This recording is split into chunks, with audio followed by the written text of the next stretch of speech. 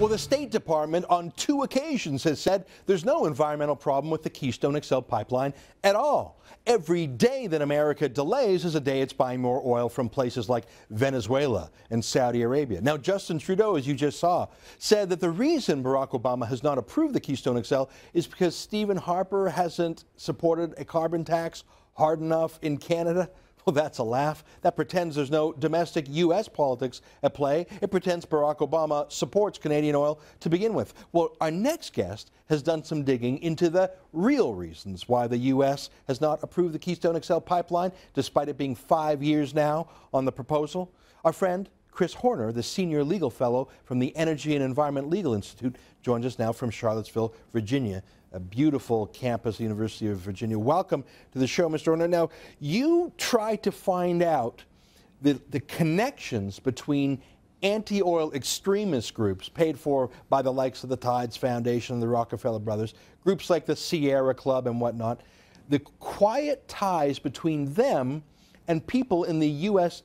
Environmental Protection Agency, the government agency that's been opposed to the pipeline. How did you go about your sleuthing? What did you do to try and find the connections? I actually filed this before Keystone, this request under the Freedom of Information Act here, before Keystone was really a glimmer in our eye and as policy people. It was 2012, and it was simply asking several offices within the Environmental Protection Agency for email to, from, or mentioning the Sierra Club.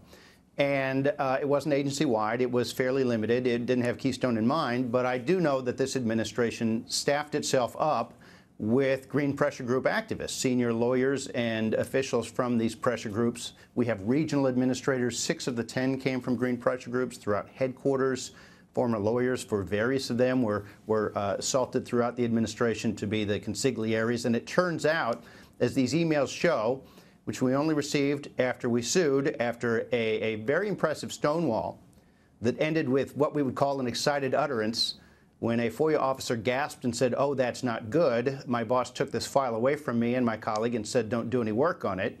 Only when we got these records did we learn that there's an extraordinary close and comfortably close working relationship between these groups, where there are, for example, the head of Sierra's anti-coal campaign is the liaison with several former Greens now within EPA. And they're very chummy. They share emails. When one of them's dog is in the Washington Post, you can see who the click is because the email will come in showing, hey, my dog's in the Post. And they're throughout government and green groups and so on. And we saw that they were pressuring EPA, or EPA was actually not a reluctant customer here, to work inside with their very limited formal role to slow walk and kill the Keystone pipeline, even though, again, this was not their bailiwick. Yeah. It was there were Greens there, and this was what they could hopefully do. So one day they were paid anti-oil lobbyists with groups like Greenpeace or Sierra Club or whomever. Then they were hired out of these extremist groups into the bosom of government itself, embedding them. They were embedded green activists within the Obama administration and the EPA, and they obviously kept their political views, but they also kept their personal ties with the ones who remained at the Sierra Club. Now, we've chosen 2 of these emails that you received through your access to information request. I'm going to show 2, and you can tell us a little bit about their meaning. Here's the first one. It's from someone called Lena Moffat, who's the Washington representative for the Sierra Club. So she's their top dog Washington lobbyist, and she's sending a super friendly, chatty email to 3 folks in the administration, including someone named Michael Gu. And it's just, hey, Michael and friends, thanks so much for taking the time to meet with me about Keystone XL. I know this is a tough issue, but please do let me know if I can be helpful in any way, particularly in further identifying those opportunities for the EPA to engage that don't involve throwing your body across the tracks, as Michael put it. Happy to chat about this anytime. We'll show a picture of Michael Gu right now. So obviously this refers to a conversation about a guy embedded in the EPA. This guy here, Michael Gu, says, wow, we want to stop it. I just don't want to throw my body across the tracks. And Sierra Club saying, oh, we'll help you find ways. They're colluding, aren't they, Chris? Quite plainly, and clumsily so. I mean, that rather defeats the purpose of having them come in to meet to say what they won't put in writing when you go back to your office and put back in writing what he said to you, only because he would say it. The floor is now open with our friends to give us ways to kill this without throwing our body, that is, being too visible about it, because that's not EPA's role. And so Sierra Club defeats that little subterfuge, but it shows that they are trying to find ways. And again, Michael Gu, by the way, came from a different green group, the Natural Resources Defense Council. So he's not the liaison to them. Right. Okay, he's not the liaison to them. He's conflicted with them. So he's Sierra's guy, and then NRDC works with former Sierra people. Well, I know the NRDC. And so this is a nice acknowledgement. They were one of the hired guns to attack the oil sands up here in that Rockefeller Brothers Fund campaign. These are all names familiar to Canadians. I want to show just one more email because we're almost out of time. And this one, I think, is a warning of what else has been going on that you have just touched the tip of the iceberg. This is an email from the Environmental Protection Agency to the Sierra Club, someone else named John there, and says, thanks.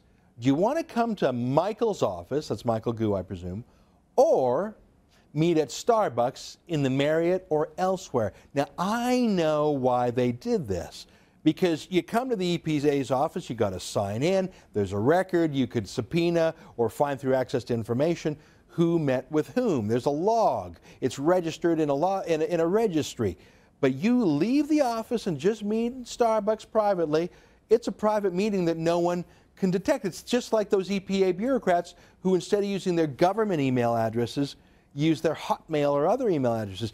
How much do you think is going on that can't even be detected here, Chris?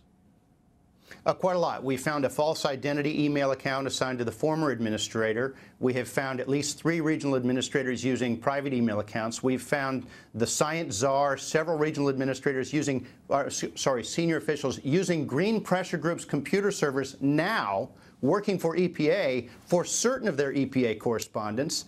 This is promiscuous throughout this administration.